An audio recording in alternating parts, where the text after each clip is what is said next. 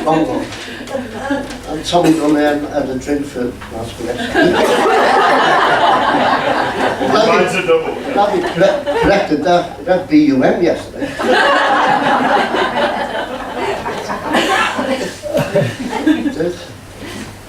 I have to tell you, I got out the shower this morning and I stood in the mirror like that. I said to the wife, "Do you think I've got the body of a Greek god?" She said, "Brother isn't Greek."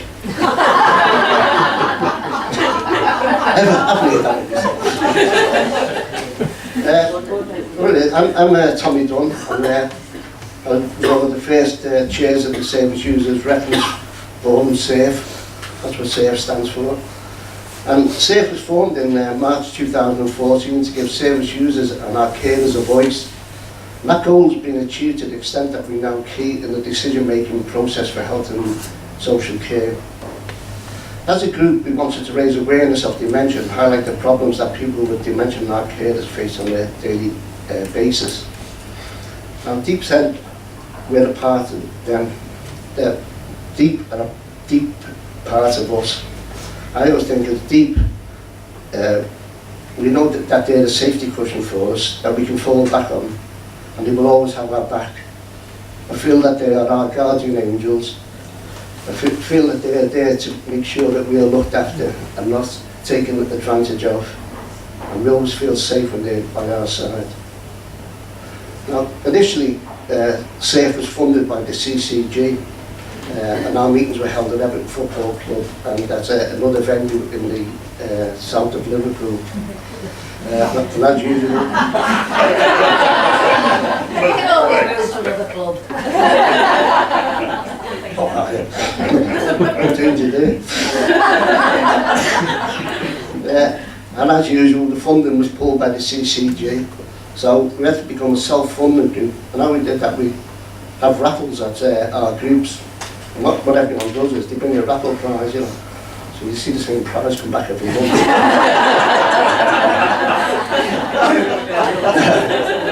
I've won the same bottle of brute 6 times. Now, we were very, very fortunate that these wonderful girls. Where's the one? Oh, she's hiding because she put on weight since last year. I know she's pregnant. They gave us a lovely venue at the Gift Cafe, which is a lovely venue for us to have our SAFE meeting from. And it's nice to see my mate Alan from SAFE, who's hiding back there, and the lovely Brenda who from the Alzheimer's Society always attends. Right. So, what our group wanted to focus on was transport, housing, shopping, voting rights and the environment. And when you say voting rights, what's voting rights got to do with it? Well, what it was one of our members went to vote, and he went with his wife, and went to go into the booth, you know, when you put your ex. I thought that was your name. The rest of us can write. Yeah. So the officer in charge wouldn't let it go away with her husband who's got dementia, because for some reason, I don't know what it was, because the wife always stands by me when I go in. And so what we did is we wrote to the council about it and the electorate. And what they now allow you to do is go with that person who's got dementia, and they do the vote for you. Every phone's does it anyway. So, but what we found is the success of any group depends very much on its members. I can safely say that the attitude and support of all our members has been first class, and this can be seen in the achievements of the group over the past few years. Isn't the human brain a wonderful thing, eh? When it works. Well, you know, it starts working the minute you're born and doesn't stop till you get to speak in public. I was going to say something else, but I won't. And it's at the bottom end. Regarding housing, we helped Liverpool City Council to look at gaps in housing for people with long-term health problems, including dementia. Members of the SAFE group have visited a number of homes and been barred from there. And the information that those members provided fed into the proposed paper being prepared to outline gaps in the provision. Regarding education, members of the SAFE group have delivered dementia sessions in the University of Liverpool, John Moores University, and a number of Liverpool schools, both at junior and senior level. We also give lessons to third-year medical students as part of their training. In fact, it's one of the very few parts of training they actually do get on dementia. Because I was speaking to my own GP and they said they got little to no training on dementia. So. Post-diagnostic support. The calendar of all the events for people living with dementia has been completed and reviewed by SAFE, and the calendar is available to view on the LiveWell website.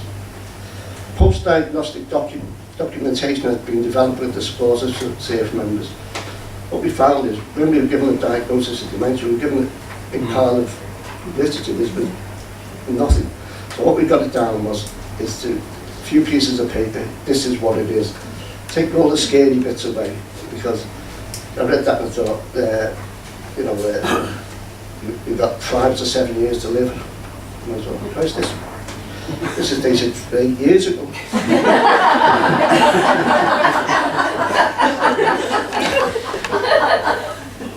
Right. What we found out, it's vital for our newly diagnosed peers and their family carers that they hear from peers that we still can live well with dementia, that you can still contribute to society, and you really can have some good laughs with the various groups.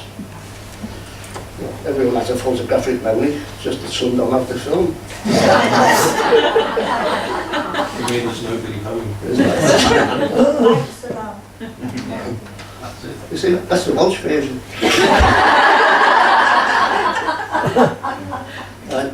Members of SAFE work together with the Alzheimer's Society to establish walks for health that are suitable for people with dementia. Transport and environment. SAFE has had representation of both the local transport group and the national transport group. And on the 25th of March 2015, members of SAFE were the first ever group to be invited to attend and have an input into any national transport group. We have the new photograph ID card, which was developed by the Alzheimer's Society, and it was tweaked by SAFE to have our photograph on it. I'll show you one of them cards after. We had the honour of the former Lord Mayor of Liverpool, Eric Kemp, attending a meeting. And this thing can make a big difference to people with dementia. It shows that we would be actually being taken seriously, like, you know. And it actually opened their eyes that people with dementia could actually get up and talk about living with dementia. Raising awareness. Members of SAFE have attended international events in Australia, Holland, Belgium, national events in Scotland, Wales, Liverpool, Wigan, Manchester, Chester, Definitely going down. now here in Dunne. Deeside. That's further down the list, that one. Gina Shaw and members of SAFE have appeared in the Alzheimer's adverts on TV. You might have seen it with a little help from my friends who done that there. And I was honoured to have made a film for the Department of Health about living with dementia called Meet Tommy Dunne. You're supposed to interview him, he never got a word. just did the whole 9 minutes or something. My fellow peer, Paul Hitchwell, who was with us yesterday, but unfortunately can't be with us today, made a CD and a video of one of the many songs he wrote, with a superb battle from SAFE members, The Lars. Paul has kindly donated all sales of the CD to Alzheimer's. Members of SAFE are constantly asked to speak at a number of events each month, and we've given numerous TV and radio interviews over the past year to help raise awareness of dementia. In fact, I was in the witness box last week. I was in the defendant's box last week. Members of SAFE have won an International Innovation Award in Eindhoven, Holland, for the series of films they appeared in, filmed by our friends, The Hatch. Then we were asked as a group if we would help in the development of an app. Can you imagine? Can you imagine? It comes to people with dementia. People for years, people have been saying they can't learn anything new, they can't understand. They just like to be left alone so you can have a sleep. The House of Memories Act was the first act that members of SAFE helped developed. It's funny because the first day they came with a big blank piece of paper and said, we'd like your ideas, there's some tablets on the table, so take one each. I thought to myself, oh God, am I going to swallow that? Because that's what I thought the tablet meant. And what the hell's that? It was great fun over the coming weeks to see my peers and our carers learning the new skills and come up with fantastic ideas about how the app should look and how it can be made user-friendly. It also proved that by involving people with dementia and carers in the development of a product is beneficial to both the developers and to us. The second app we developed was the Remind Me app, and this was done with citrus trees. And again, this was a lot of fun, as all the group were involved. A number of our SAFE group were among the first to use the Radar Home, and that's the dementia diaries they heard about before, which was a mobile phone that allowed us to report in anything that is good or concerned us about dementia. DEEP is now running and facilitating these. The good thing is, what I like about it, is the only time in my life I get 6 minutes in without being interrupted. Got about 10 now. The Constitution then would become an unincorporated group, which means an organisation set up through an agreement between a group of people who come together for a reason other than to make a profit. Whew, it's like big guns away. And if any of the groups want the Constitution, they can have it and saves them having to pay to have it written out. SAFE provided feedback in the citywide strategy, which will result in the strategy being amended to reflect the comments raised by SAFE. Membership of SAFE. I'm pleased to announce that the membership of SAFE has grown from a handful, which was 5 in the beginning, to over 80 at the present, and has grown monthly. Because we're very lucky, because we get a feed in from the post-diagnostic groups, and that's where we're fed in. And that's where the earliest group needs to get a feed in from the post-diagnostic groups, because I'm sure there's people in Wales getting diagnosed with dementia. So who attends SAFE? Service users, that's people living with dementia, family carers and psychologists. We have psychologists, we have general practitioners, we have the Alzheimer's Society, Brenda's always there. We have Liverpool City Council coming. We used to have the clinical commissioning group used to come, and we have staff from Mossley Hill Hospital. Now, one of the ideas we thought, what can we do as a thing? And my wife said, let's do a play.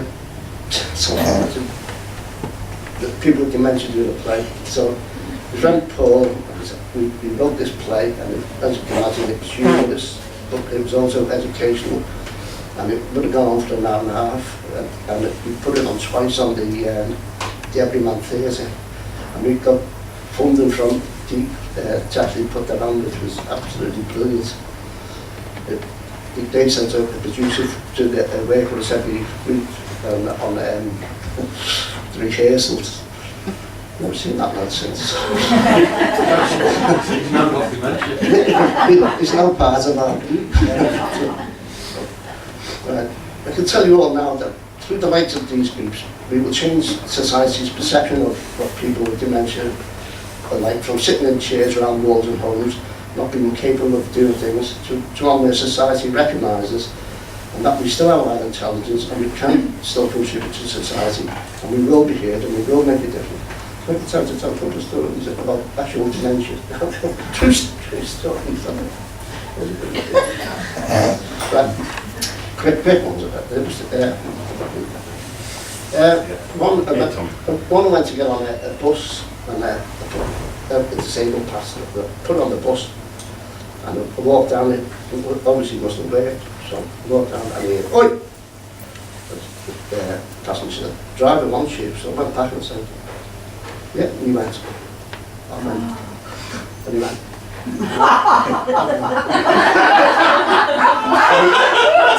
And he went, what's happened with it? I said, I don't know what you want, you know. I said, what? He said, put your pass back on there. I said, oh, so I put it back on there. So what's the back bus pass on? So then I went and I sat in one of the disabled seats, and there was a girl and a fella sitting there, and the girl said to her, so the fella said to me, excuse me. I said, what? He said, you can't sit there. I said, why not? He said, they're for disabled people. I said, I am disabled. He said, you don't look disabled. I said, you don't look stupid.